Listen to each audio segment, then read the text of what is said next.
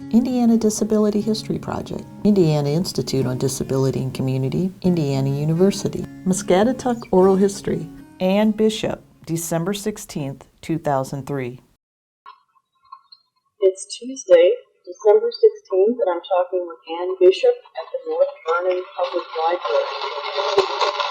Even the principal of the school, he was a teacher, and they went to school so many hours a day, and when they misbehaved in school, then the school personnel would send them back to the living areas, and they would have to treat their behaviors on the living areas.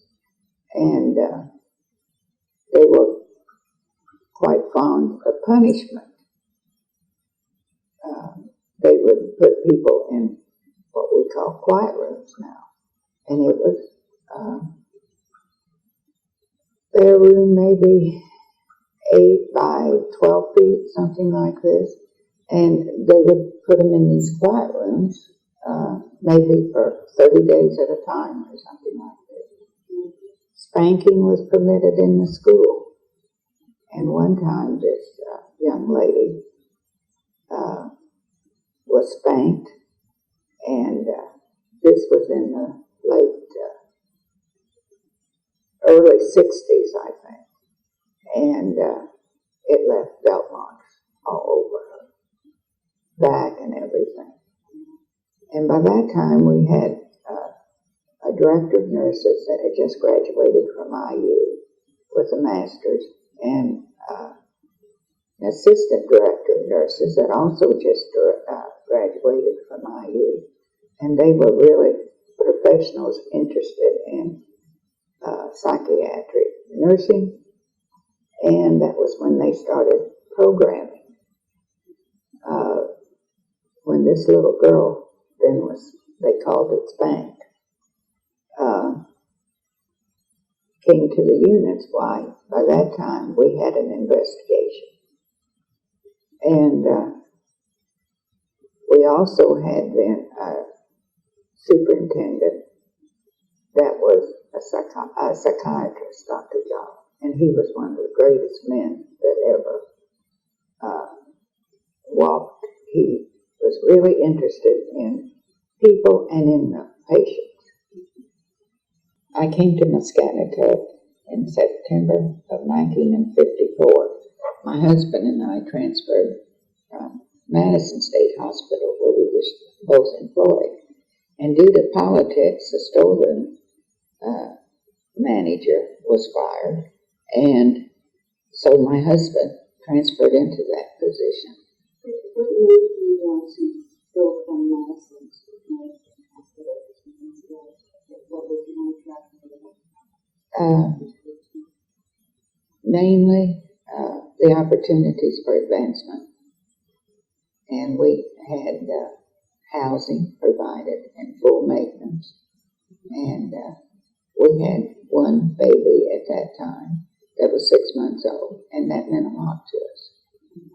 So my husband then stayed in the storeroom, and eventually he became business administrator, and at one time was acting superintendent. And when we was out as superintendent, but until 1994, he retired. He had 40 years in.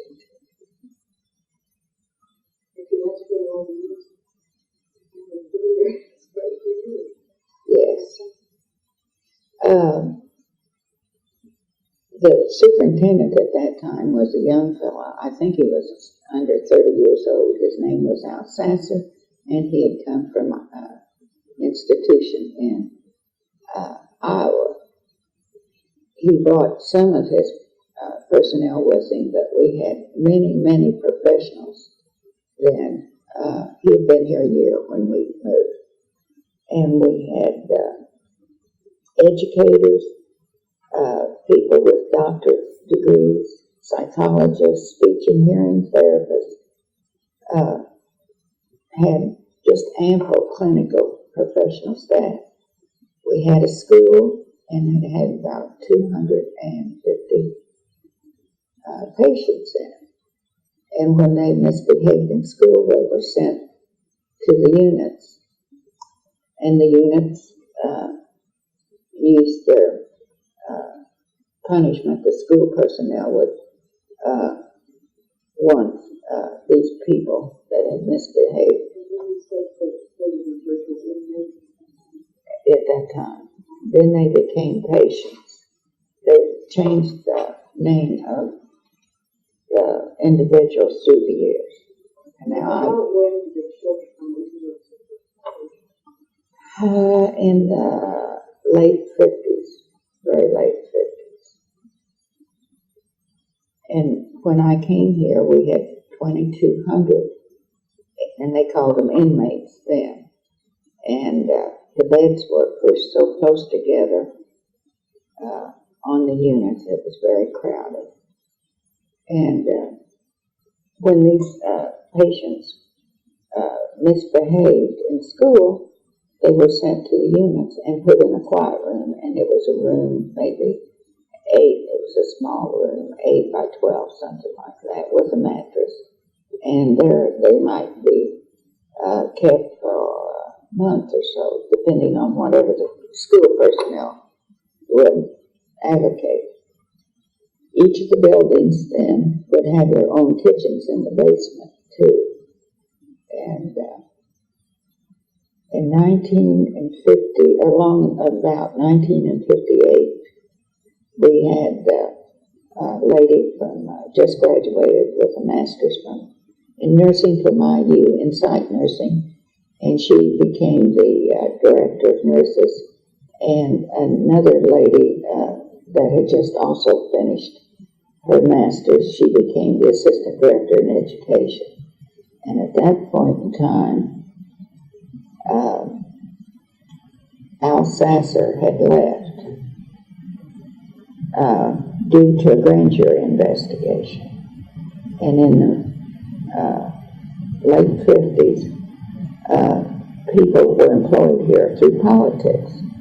The county chairman downtown would call up the superintendent and say, "I've got so-and-so I want you to put to work."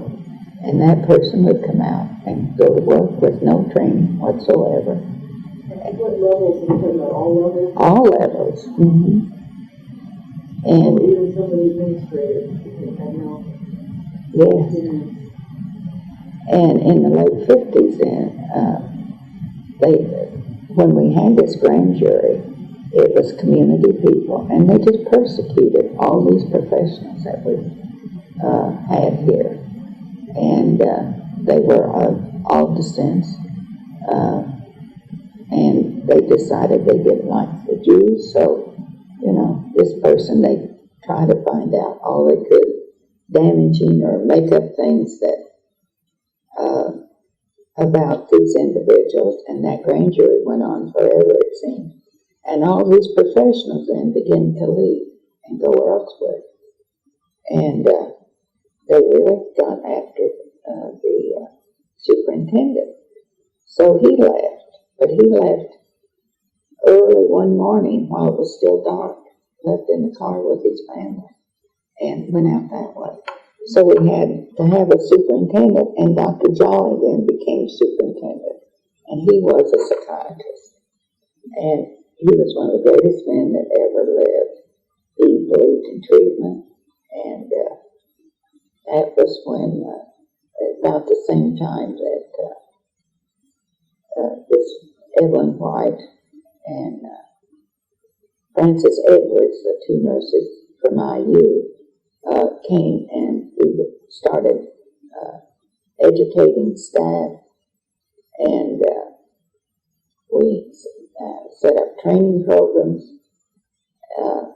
for all levels of staff, and particularly for the attendants, as they were called then. Now they're called developmental skills technician, DSTs.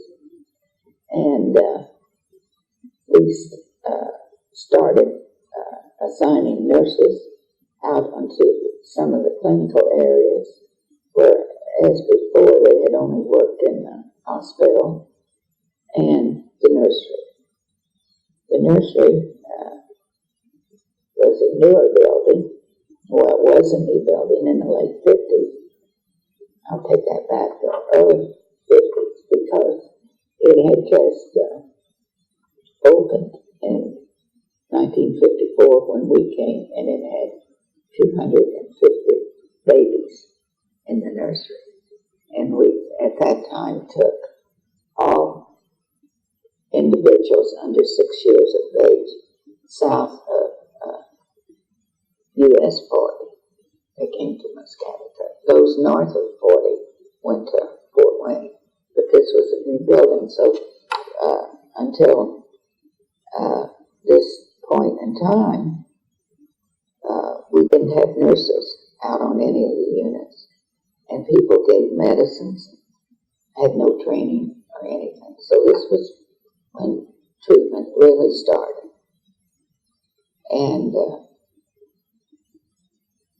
we had an active parent group at that time. Muscatatuck ARC, and they had units all over Evansville, Indianapolis, and the parents were very active, and they supported all the treatment that you could, do. They really were involved. We started nursing care plans. Each individual then would have a nursing care plan. They would have some objective goals, and what we tried to do was involve discipline when you had to treat behaviors and do away with all the punishment. We had 250, they were kids under school age that went to school in the school building. And when they misbehaved in the school building, which was frequently, they'd send them to the units for the units to take care of. So we had a disagreement in a lot of the idea of what treatment was, from what some of the educators and psychologists termed as treatment was punishment, and the nursing staff viewed it as treatment. And we had a difference in what was permitted. And one time the principal whipped this one teenage girl for misbehaving, and he left belt marks all up and down her back and legs and everything. And he called that a whipping. Well, she did, it was more than a whipping, but with the nursing staff and the Dr. Jolly that was here, they investigated that. They fired the superintendent, and it went clear to the state level. At the state level, we had all the support in the nursing staff that was there at that time. She was a psychiatric nurse, and the director of mental health, he was a psychiatrist. So they helped with all this treatment phase. Anything that was treatment oriented, they backed in from the state level. So it made a difference in how you treated people and the work that you did. Were there a lot of divisions amongst the staff? Yes, there was. We had two groups. The principal that was fired, he appealed. And this went on, this appeal, for so long, and they subpoenaed so many people to go to Indianapolis to testify. And at that time, the union had started, and they would just send big numbers unit staff up to testify against the treatment. They thought this whipping should be allowed. That's what they were used to. And they were in support of the principal that was fine. The direct care people. And so finally, they brought the trial down to Muscatatuck on grounds. Well, then this was not a very good thing to do either, because so many of these clients that was like the principal, they staged a march. So that episode that day didn't go too well. It finally progressed to that the superintendent was reinstated. So he came back and he worked one day, and Dr. Jolly outlined his duties and what he was responsible for, so he resigned then. So that really helped with the treatment end of it I then. remember in the days about, when the trial happened, resolution. It would have to be in the early 60s.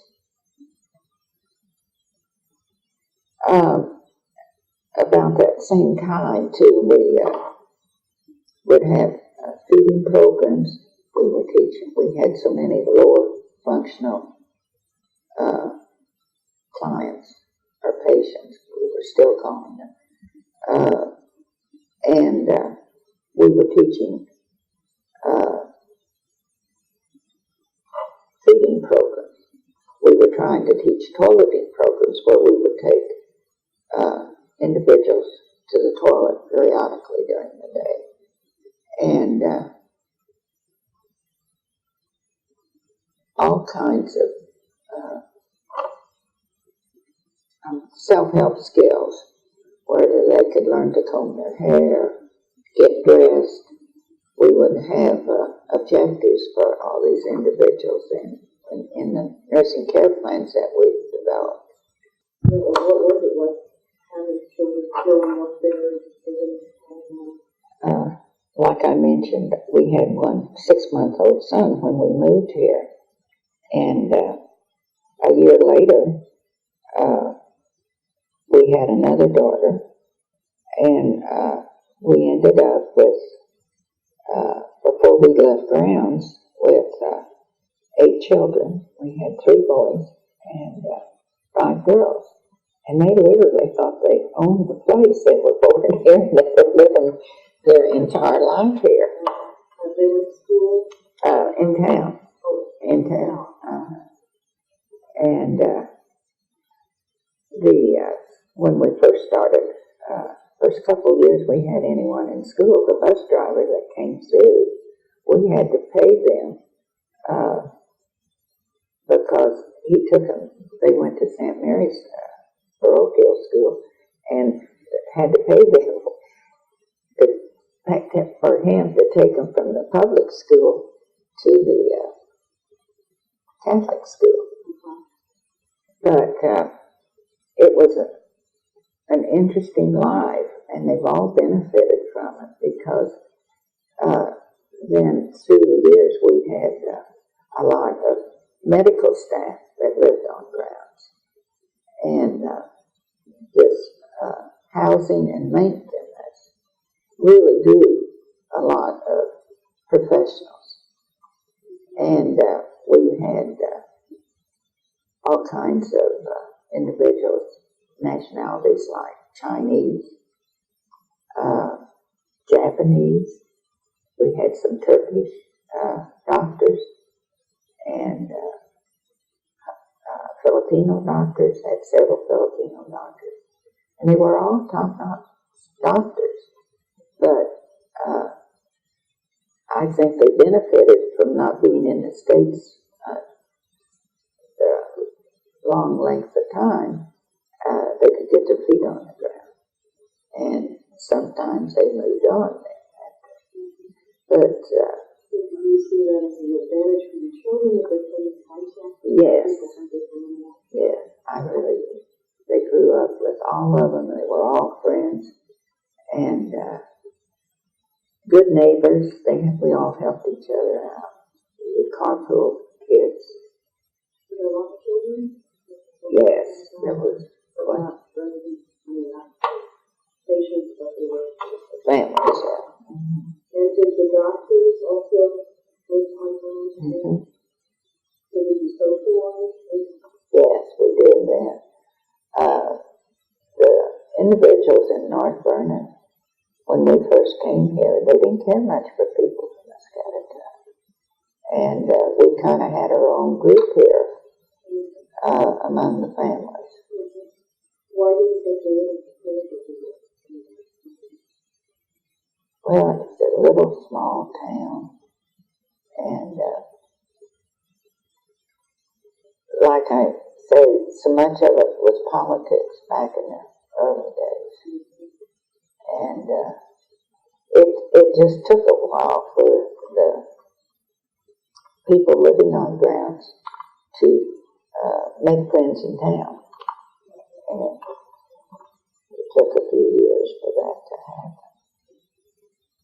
So, Did the residents and the people that live in North Vernon feel that status of staff was up to you, or, just tell me a little bit more about why they were this position?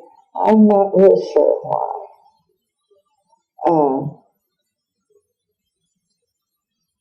Whether it was some of the nationalities, they weren't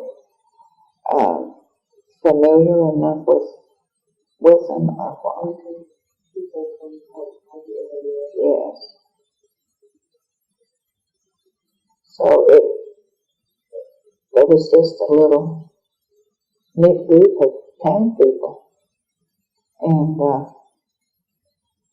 it was a livelihood, really. I mean, people went to town and they spent money. And so that gradually made a difference, I think, also, when the money started funneling into the community. So, how often did you go into town, and what did you do in town versus on the county?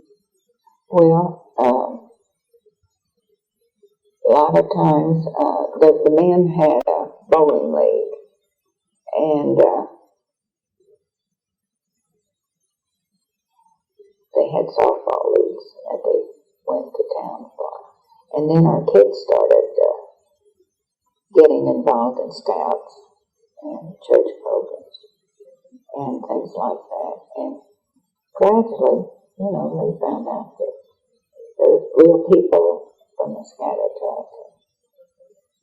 And Did you have a car and drive the kids out of town, or how did they find out? yes, we all had our own vehicles. And Did they experience anything you had in school from the classmates? I don't remember that happening.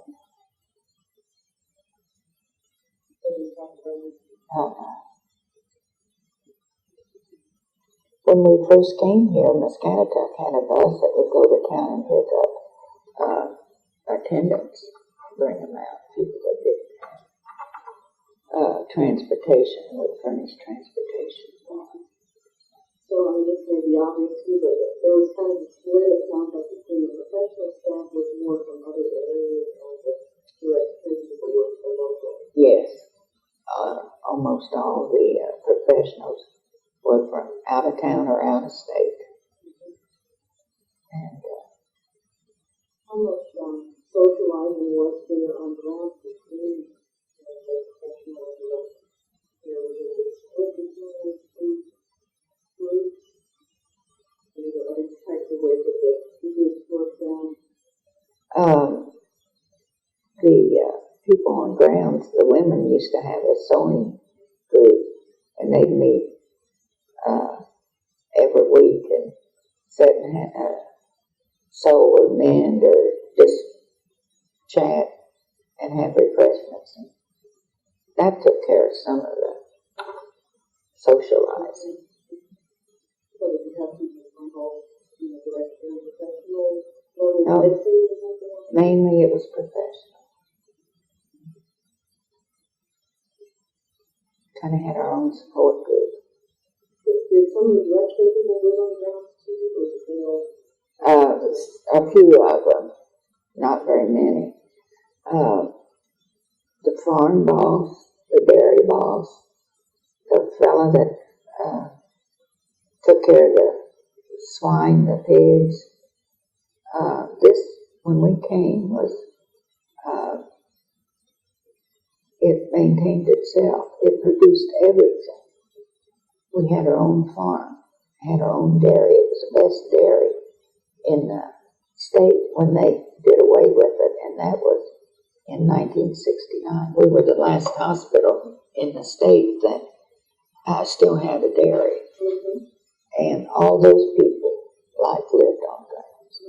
They used to butcher their own hogs, and that supplied the pork. We had egg farm, and we produced all the eggs that were used here. They had gardens in the summer, and they produced all the vegetables. They had a bakery. They baked all the bread. They had a canning factory that they did away with by the time we had moved here. But until that time, they canned their own vegetables to use during the winter. When did the farming operation stop? In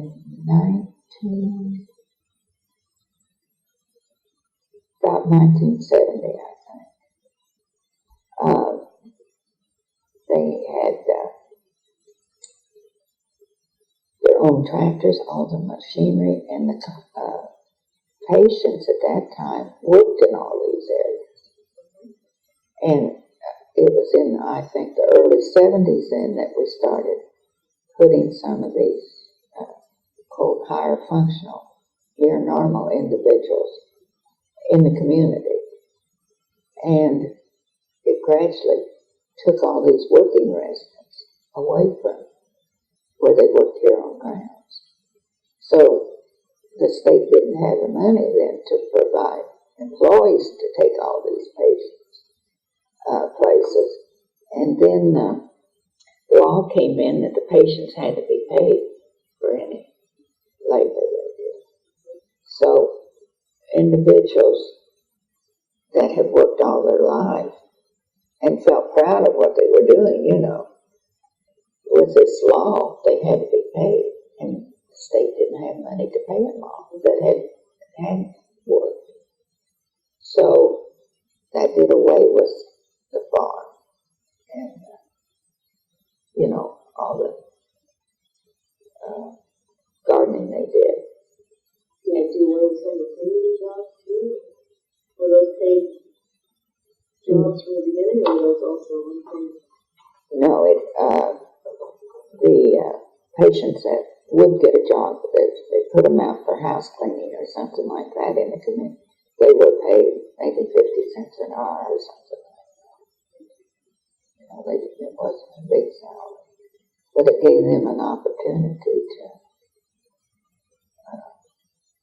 to grow and to learn new skills, some self-esteem. And I think it was in the early 70s, we had a case of hepatitis, and they shut down the egg farm that day. And we gave mass doses of gamma globulin to every employee at Muscatatuck. So then we started buying a lot of the produce and food that they used to raise. When they had the food production and the dairy and all that, did you as staff also eat that, or did you cook at home or something like? We cooked at home, but we would go to the storeroom every week and pick up all the food supplies. So that was part of the benefits of the job. Yes. Did you have to go to the grocery store in town at all, or was pretty much everything? Occasionally. But you could just about get everything you wanted here.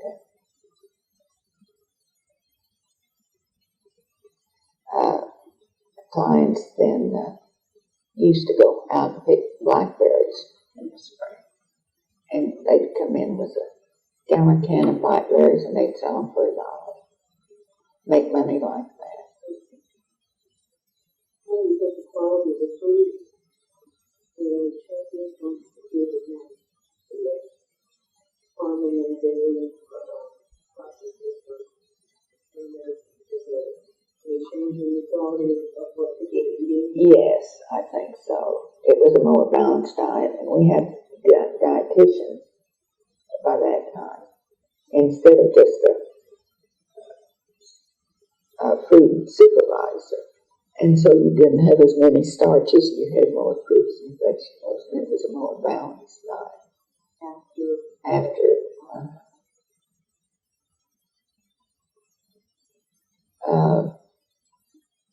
in the, I think it was the early 70s, the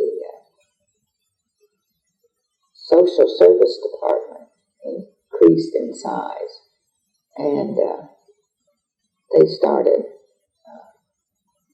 securing jobs in the community and placing out a few individuals. And then they started putting some individuals into nursing homes. And that wasn't the right place for, but there were no group homes in. They had materialized. So, and then gradually the school population dwindled, and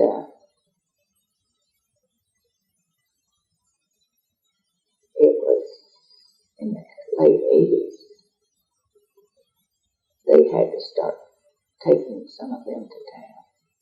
And then when they started incorporating them into the public school system in town.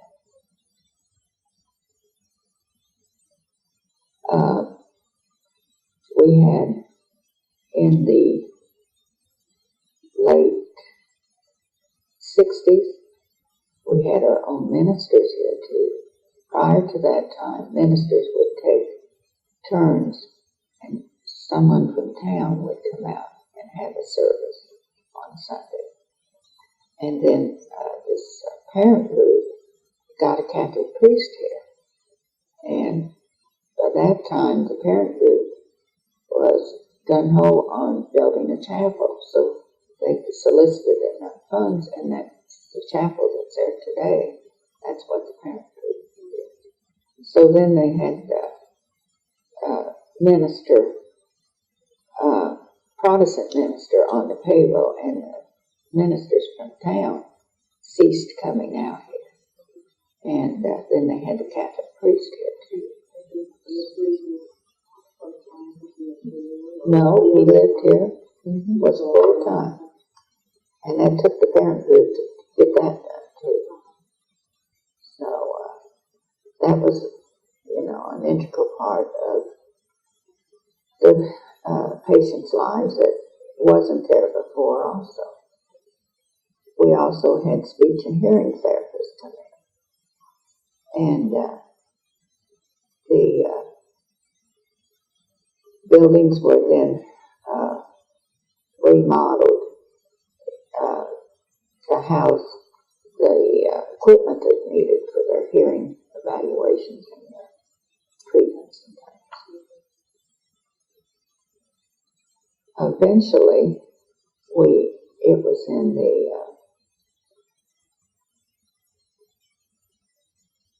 middle 60s.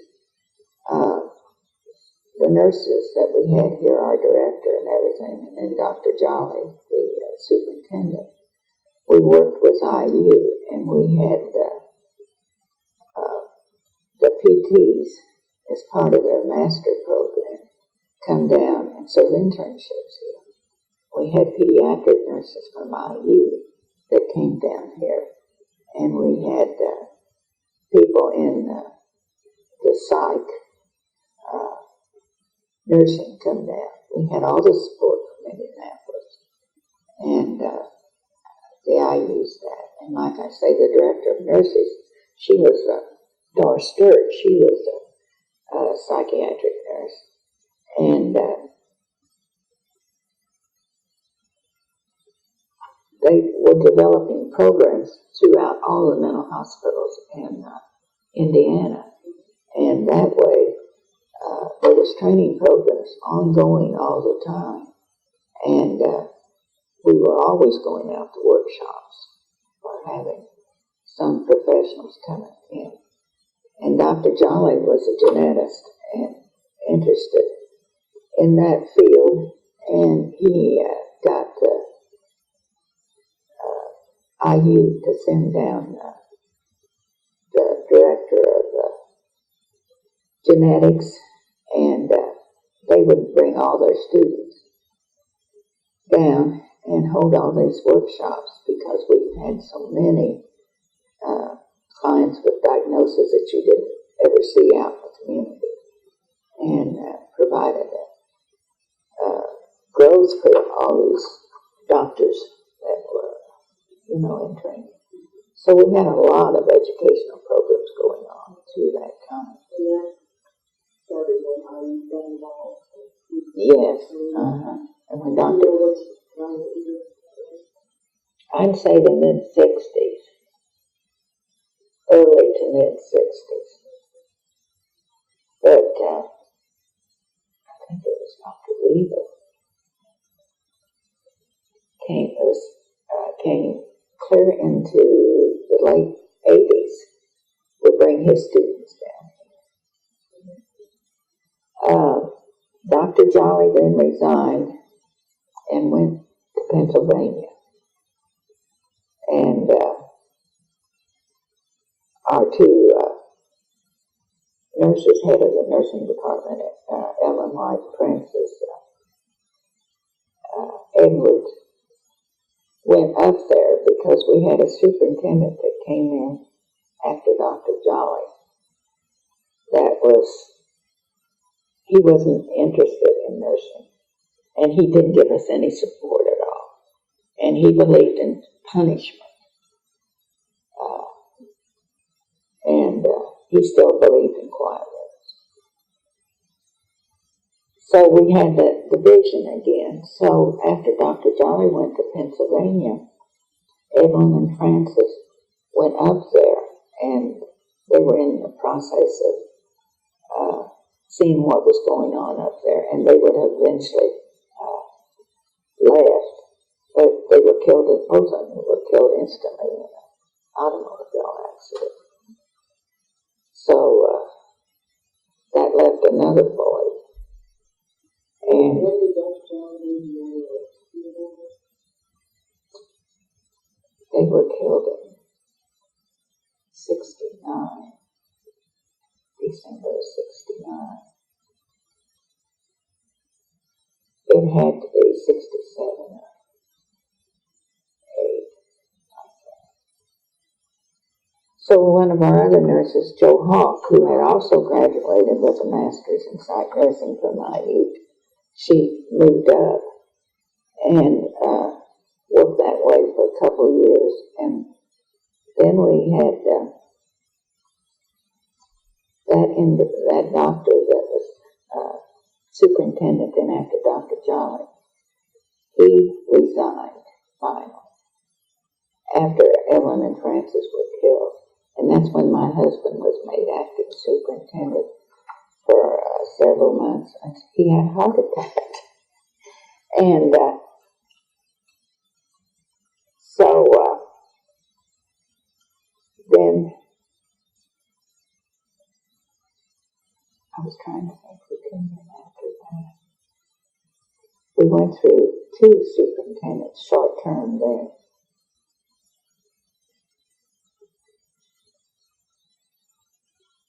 Oh, Dr. Green came. Dr. Green had been a teacher here during his younger years, and that would have been in the early 60s, and he left and went to IU and got his doctorate, and then he came back as superintendent. So he was pretty rough on us, and no, we had Dr. Sheevy before, Hal came back. And he stayed for 2 or 3 years, and he developed the module system. We went from departments, then in the early 70s, I'd say 72, 3, something like that, with Mr. Sheevy, its superintendent, we went into the module system. And we divided up all of the departments and put them into 8 different developmental modules.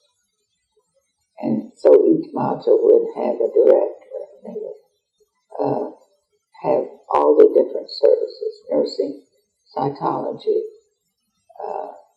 recreation, speech, all these different things they would have in each small module. We had a lot of remodeling going on. We had a couple cottages, 16-bed cottages, as you come in the driveway there. Had those built. And then earlier there had been 5 individual cottages built. And there were 2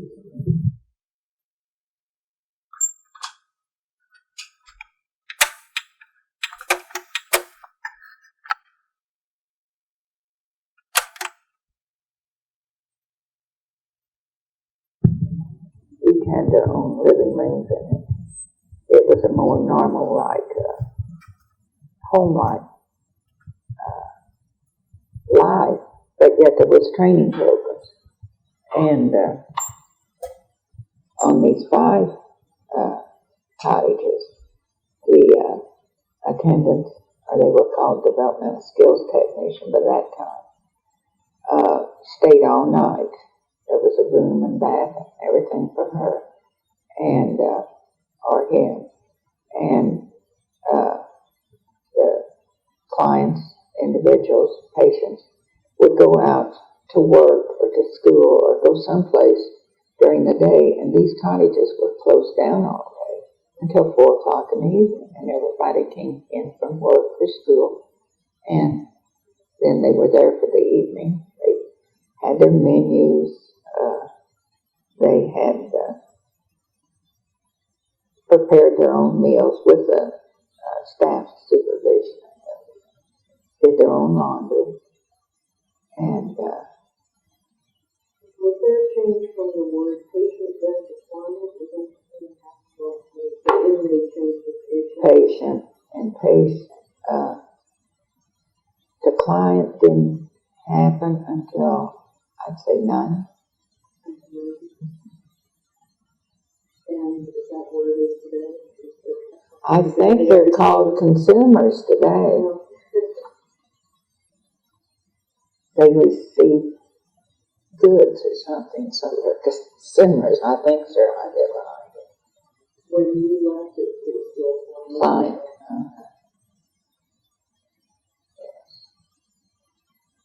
What was that change like for you in your job from the department assistant to the hospital assistant? I was the assistant director of nursing service when we went into the module system. And I didn't think I would like it, but it was a good move. Very good move. And we didn't have enough staff in every department to staff each module, so occasionally we'd have to do double duty. When I was module director over, I had 3 buildings, and I think I had 110 clients, I believe.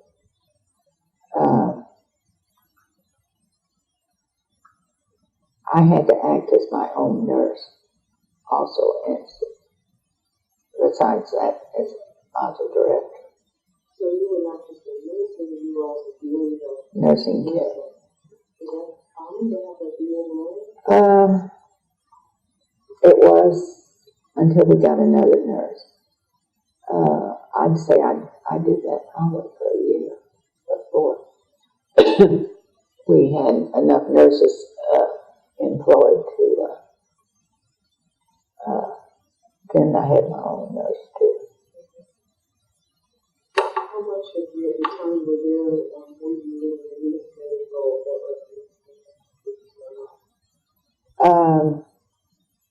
I was a head nurse when I came here, and I kept that until Evelyn White came in the late 50s. So I'd say about 1960, I went into the assistant director and stayed there until 87 was the module move, I believe. what was that like changing from the actual, we basically director and assistant director When I was the assistant director, that was in nursing service, and I had charge of all the assignments of the personnel and all the purchasing of supplies, nursing supplies, and that kind of stuff, educational needs, and stuff like that. And the other assistant director was assistant director in education, and she, after Francis died, we had Don Ebacher, and he had come from IU with a master's. Doris Stewart, the state director, she fed a lot of nursing staff into Muscatatuck. And so Don was the assistant director in education, and they developed all the educational programs. And everybody went through, all the ST staff went through 6 weeks of training and orientation. And they had a good background of how to care for people and training programs. Did your job title change again? I just want to make sure I get all the information of what your job is. Yes, it went to mental health administrator when I went to the module director. Yes.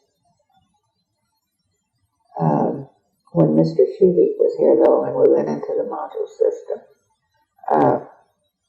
we shifted all the clients into different developmental levels at that time. And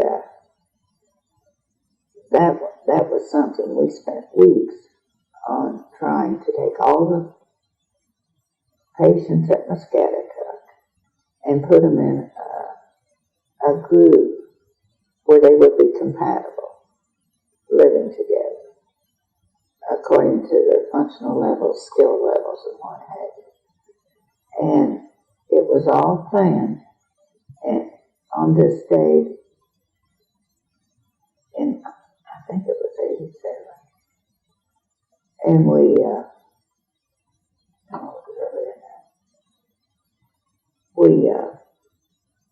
moved every client on grounds, and during the daytime they ate their breakfast on their old unit, and by mid-afternoon every client was shifted into their new living unit.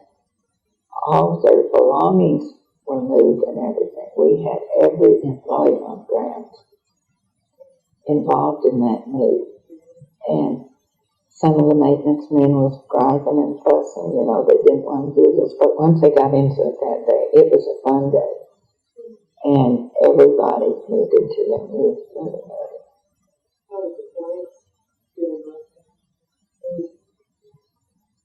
I don't remember any adverse reactions. I think they were all, happy, looking forward to it. Also, during this period of time, we would have different professors come in with teaching programs. We had a Dr. Bates that came in from IU and taught us all about behaviors. And we would have to write up behavior plans and everything. And then, by that time, started in the 70s having task analysis. Are you familiar with task analysis of a job? Okay. Breaking down There were, kind of behavioral. yes. And there weren't too many skills at that time that had task analysis. It was a new thing. So if we didn't have it, we had to do our own, make our own. So we really moved in terms of socialize our training into skill levels, breaking down all kinds of skills, feeding programs, behavior programs, dressing programs, you name it. Everything that we did, or they did, everything, skill that they learned, we had to have a task analysis for. Everyone had a treatment program session once a year. And then we were in the early 80s, I believe, started the White Stickney standards had started in some of the states, and it came out of Alabama, I believe. And my husband, during the legislature that year, he went with some of the other employees, and they went up and spoke before the legislature and influenced the legislature to put money in for treatment programs. And that's how we started working with standards. And then we went into the Medicare standards. And that was something. The way they surveyed us, the Department of Mental Health, or not mental health, but the Department, Justice Department, and came out of Chicago. And you talk about, they scared the daylights out of us. They were so thorough. They don't survey like that now. But I think the early 80s or late 70s. And they just started in the beginning doing so many clients, a billion at a time or something. And they looked at every aspect of an individual's treatment plan. And then we had all these scoring sheets. Every task analysis that you had to mark according to how the client performed at what level on each task analysis sheet. Each step you would have to do that, and then initial it every time you performed that task every day. And if something was missed, those surveyors picked up on it. And then you were deficient in some of those areas. So there was a big increase in paperwork. Oh, the paperwork was terrible at that period of time. And since then, I don't think they do it now. No, not this. When I left, they still were doing it, but not to the extent. 92. Mr. Sheedy left, and that's when Hal Green came in. And he had been a teacher back 15 years before, and went to IU, got his master's, and came back as superintendent. And we were in the module system at that time. And we had a pretty good staff of professionals with director and either one or two assistants in each module at that time. And primarily we were working the day shift. Well, when he came, I think it was the first week he was here, half of our time would be on evenings. And we did that until he left. And then it kind of eased off at least one night or two. And then what was the reason for that? He wanted to know what was going on till bedtime. How did you feel about that as a working?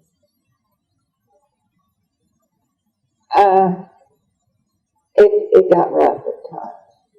I mean, half of your time on evenings. And then trying to meet with your assistants or other things that you want to get involved in. You may be on evenings, you know, or something. But we learned to live with it. And then we had a different director of the module system at that time when Dr. Green came, Bill Tully. He was a module director, and Dr. Green put him in charge of the modules, and he was assistant superintendent in module system. And he is the one that got a lot of training programs for us. And he made us do all kinds of projects. And we would have seminars every week, and somebody would have to present a paper. And this was from the project that we had done. And we would have to take a client with a particular behavior and work through this, a whole program. And with what we came out with, how effective the program was and all that. And then we presented it to all the professionals. And every professional would have to do this. And then we would critique each other, you know. And we learned. He made us. I mean, you know, he's the one that got Dr. Bates in. We had Richard Potts. Have you ever heard of him? He was a well-known psychologist nationwide. And we had him there numerous times. He was very good on behaviors, and he was very good on toileting, the box toileting program. And we did that. We talked, and it was on one of my units that we started out. And he would come back and check on us to make sure we were doing it according to, you know, the way we were supposed to. And we were toilet training all these adult clients that had never been toilet trained. So we did a lot of treatment. And I'm trying to think of the guy's name that wrote so many task analysis and everything. We had all his works. He got his pants. I can't remember. He was a nationally known individual. But we really, the staff became educated. And when we had some remodeling going on, I got to two of the old buildings were remodeled, and we had 4 clients to a bedroom there. And I had carpet put down when they remodeled. And this was where the clients had been toilet trained. We had a few accidents or something, you know. But we had carpet on all the first time in any of our 1987. And you know, and at that time, this one unit was low functional adult women. And we had in the dining room in our basement, where we had the dining room for those 2 buildings, we had tables this size, round tables, most of them. And we went out through staff donations and got material, and staff made tablecloths. And every week, one night a day week, we ate on tablecloths and candles with these low functional patients that they had learned to feed themselves, be neat and everything. And it was something to see all that progress. Were there other instances where staff kind of took the initiative to do something like that, and use their own money, their time? Yes, I think you found that quite often. If there wasn't, you know, enough money for something special. It was more functional, or direct care level. Yeah. Staff were really, most of them were interested in go-getters, and they outdid themselves on the training programs. So many changes took place, during that period of time. Then, I told you 87, that's not right, when I moved into those. It was 77.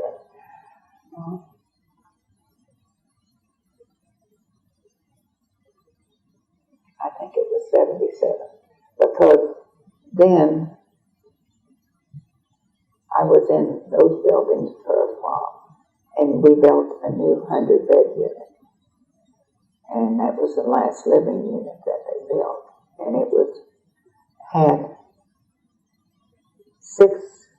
there were 7 buildings.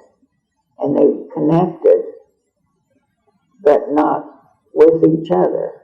But they were built in a circle line. And they had a courtyard in between all the buildings where you could go from one to the other.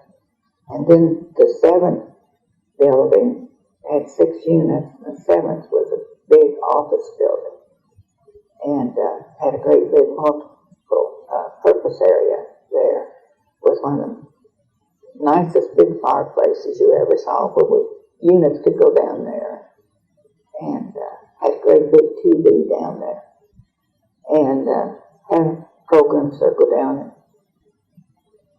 have refreshments or something at night. But this 100-bed unit then had 16 people in each unit, and it had a common kitchen, and then each unit was divided. Each building was divided, where as you went out of the kitchen, each had their own dining room, living room, and 4 bedrooms and 4 baths. And I got to open that building, and that was in 1987. And we had carpet in those areas too. It sounds like there was just a lot of changes over those places. You were there, a lot. Did you feel generally that it was a positive progression, or were there some things that you thought maybe was better to do in the way that you should be doing? No, I think for the most part, it was all positive. It sounds like you were very receptive to changes, relatively receptive. Were there other people, would you say, that were more resistant to all those developments? I don't know if they might have been resistant. We might have fussed about it among ourselves or something, but once it was going to be what we just all went ahead with it. Then, but Dr. Cully was an educator, and he had 2 masters or 3 masters. He was a nut, his wife said, That's all he did was he'd go to school all the time. He was exceptionally well educated. And through his efforts, if he had to push us, he did. We did learn, like doing all the projects and our papers and things that we had to research. What was your husband? You mentioned that he was a temporary superintendent. Mm-hmm. What was his other position? He went from the storeroom to the fiscal officer, which they don't have anymore, I don't. And then to the business administrator.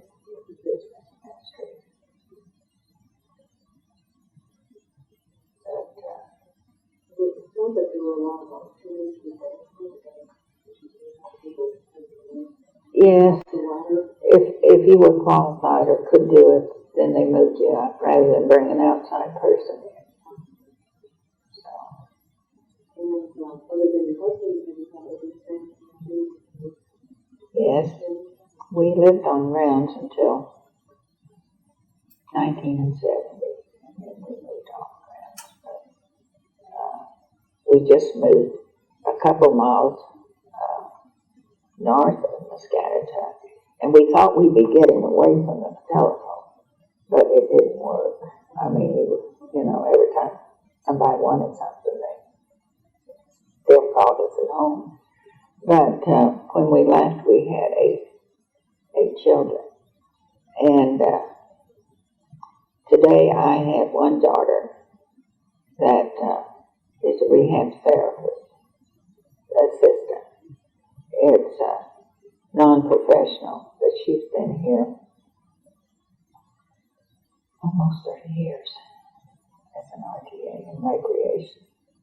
I have another one that's supervisor of the carpenter shop now, and she's been here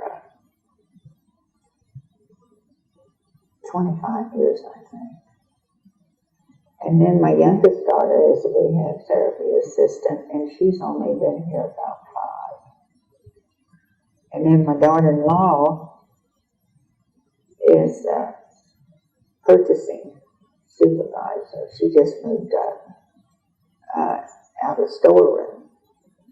And then son-in-law that works now for the department and not for the state.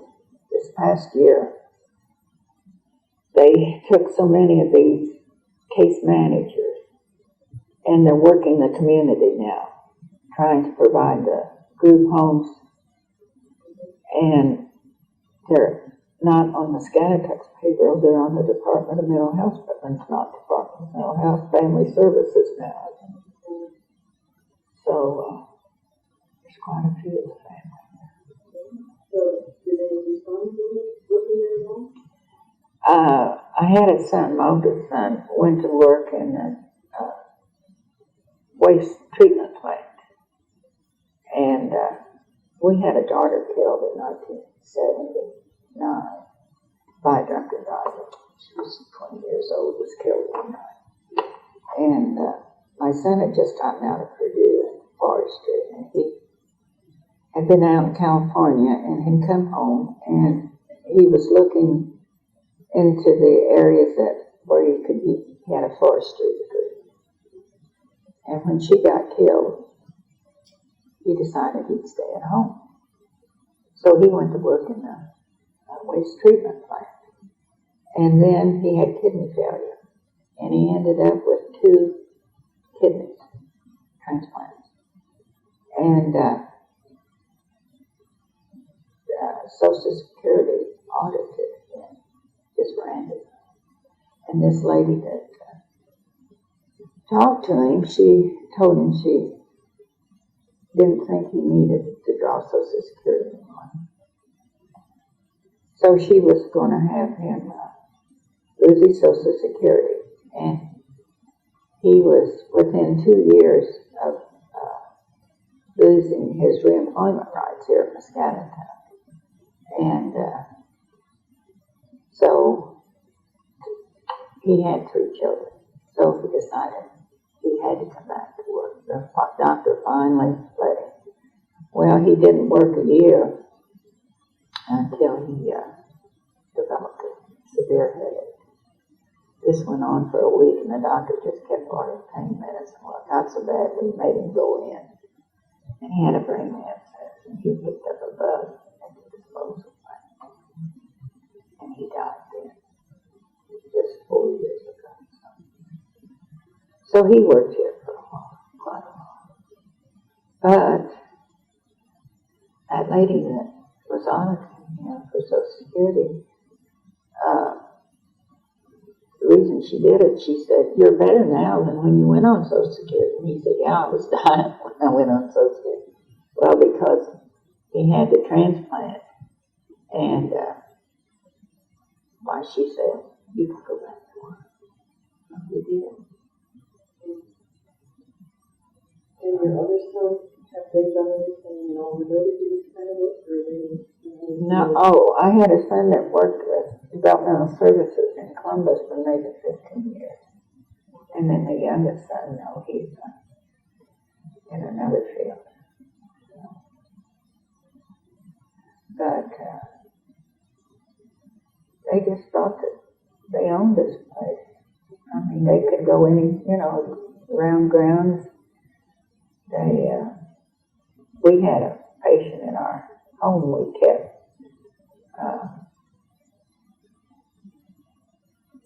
She stayed with us a couple of years.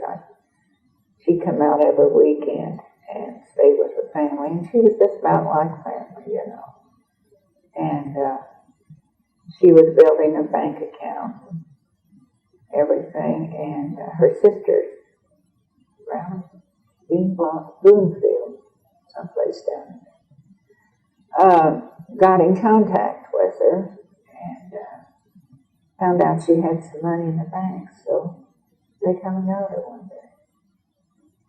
So I don't know what happened. She was a high functional patient, but she was. While you were on the ground, I think it's good that they use it for kids. Every time we had another baby, we moved. And when we left, we were in the split level homes over there. And we had 3 bedrooms upstairs and a basement, so we had a bedroom down in part of the basement. And then we put, at our own expense, we made the garage into a family room. So it was, but we just wanted to get away from the everyday 24-hour day, job, but it didn't always work out like that. But on nights, bad nights, snowy nights, why, some of the neighborhood guys, the bigger kids would get out and run the snow plows and help clear the roads and that kind of stuff. It was nice, You gave a lot, you received a lot. So what did your children do when they were on the ground? Did they relate a lot to the patients, or did they play with get together with other staff? Mostly other staff kids. Did they get to know some of the patients? Yes, they would. How did they relate to some of the kids? I mean, they just grew up with them. They were just like themselves, I think it was a good way for them to grow up. They're more caring, I think, understanding of other people's problems and disabilities.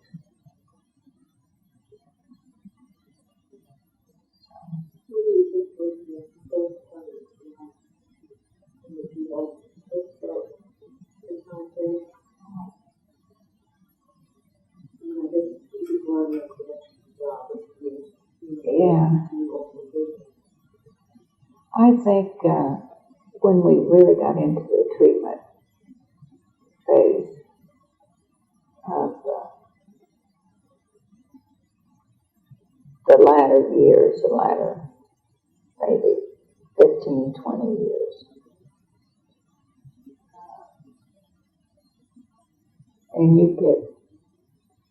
get so interested in what you were doing and seeing the outcomes.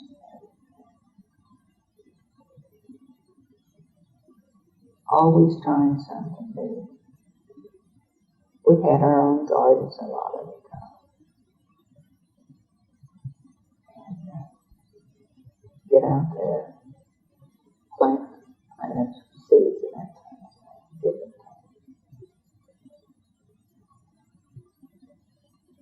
What do you think was the most important thing you did for the residents in the last day?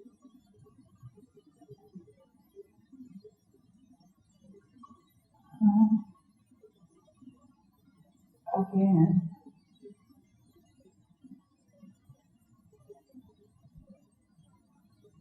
when you could work a program or do something and somebody did something for the first time and it meant so much to them.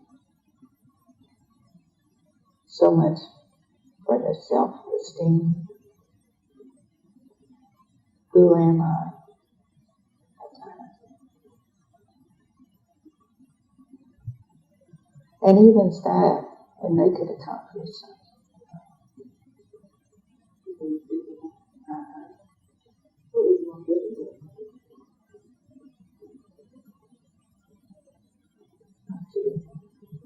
That was back when there was so much punishment going on.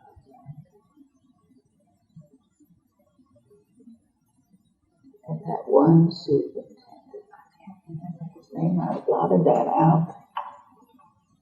But we were talking about some individual, I don't remember who at this point, and the fellow that was head of the educational program, rehab then, it was under rehab.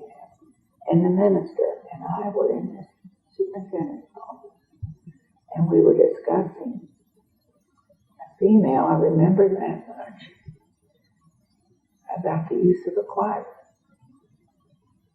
And I was trying to, I think it was to be like a 30-day stay in this choir room. And I was appalled, and I was trying to explain how something else might be more appropriate or be just as effective. And the other two men were wanting a quiet room. I don't think they went for the 30 days, but and this superintendent, like I said, I can't remember his name, but he was the one that after Dr. Johnny, and he didn't like nurses. He yelled at me, "Young lady, would you shut up?" Across the room, you know. I about died, you know. And finally, he went on talking, and I finally said, "Can I speak now?" And I don't remember the outcome of the meeting. But the minister that was in the meeting, and this guy that was over rehab, went to my husband and apologized for the superintendent. And my husband didn't know at that point in time what happened. But that, I think, was my worst day ever. To have someone of that caliber, you know, to act like that. So it was shortly after that that he left. And his wife was a nurse. But this is kind of the exception that nurses do not respect another. You were respected as a professional. I think, yeah, but not with him. That he tried to be over the time after that. But he never mentioned it again. I should have. Did you feel that you were perhaps more assertive than some of the others? Or did you not feel that you were Probably was.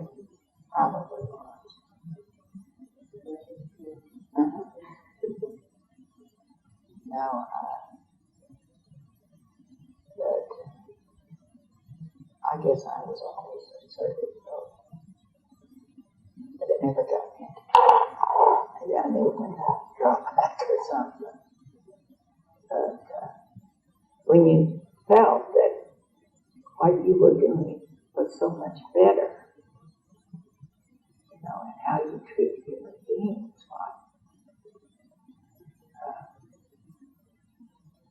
but it all changed in the end. I mean, you know, Why do you think you had that different perspective from your own experience? Was it people, residents or did that come from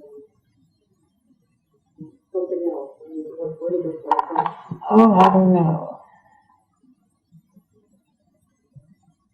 Maybe it was, I don't know, unless it was just from the different teachings that I've iPad or something.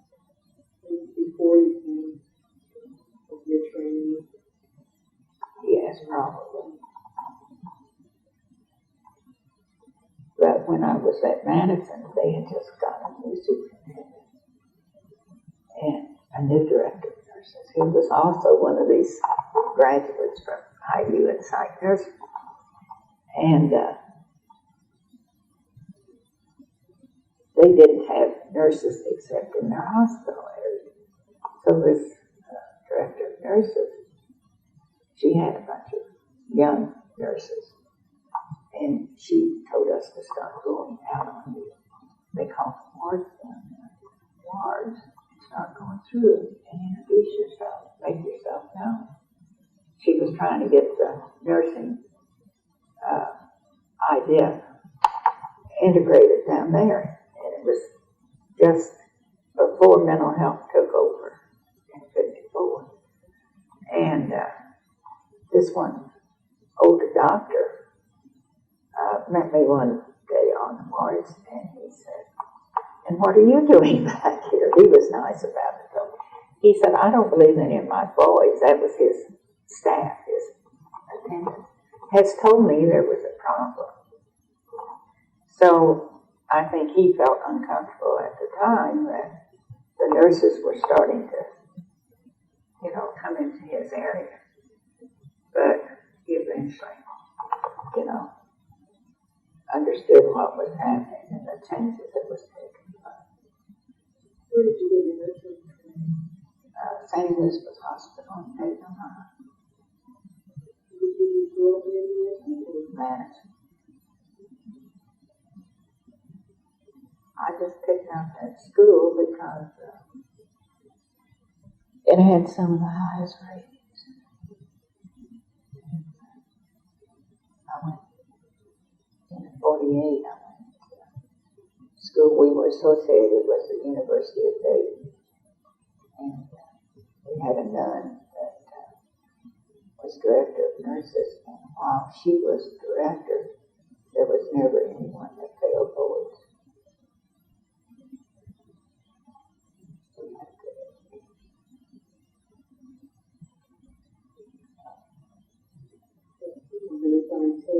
How do you feel about the closure of these jobs? I think it's wrong.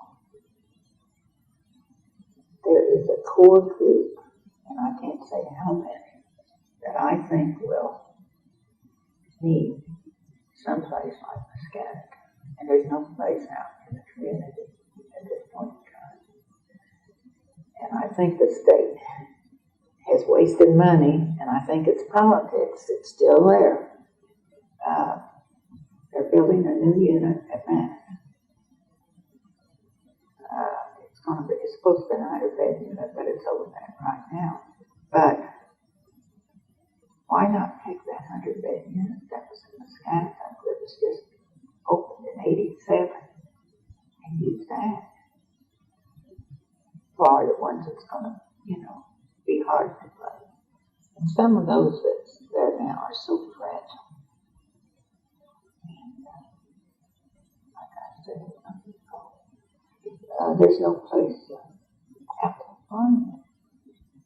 And I hear by the grapevine that the state's out of money, can't open up any more homes. So, I don't know. So what kind of patients residents do you think are not suitable or would be better served with Those that was like the feeding tubes, skilled nursing, and some of your behavioral problems. Now they can't treat the behaviors out there now. They're not treating them. It's and this again is just from what I could. Excuse me here.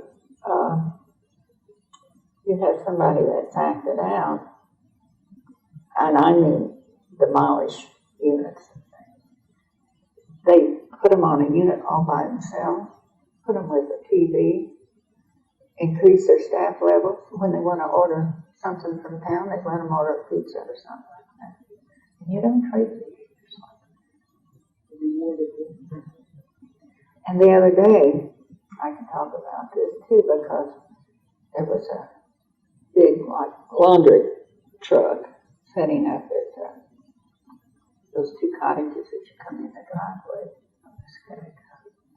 And this guy got into it, a consumer, got into it, got it started somehow, and he ran into where they had a shelter with a picnic table.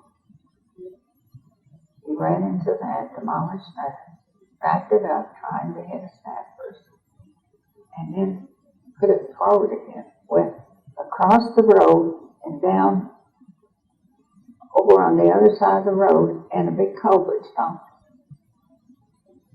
Well, somebody got the paper out there, and they did have that in the paper. But they took him in, gave him a cigarette, patted him on the back. You know, he was upset. So, I mean, you know, they're rewarding him. So it sounds like it's another shape as well to be the That's why I left. I would have probably worked another year or two. But we had a lady, and I can't remember, was superintendent. And that's when they got rid of Dr. Cully. And just one day he just didn't have a job. And they got this Dr. Moeller. And I just could not work with his boss. We just didn't agree. What would you characterize? He only had experience in a community setting, for one thing.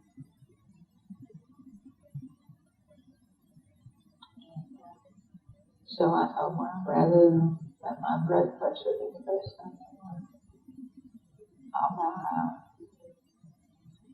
What was that like to try and work with something? That last day.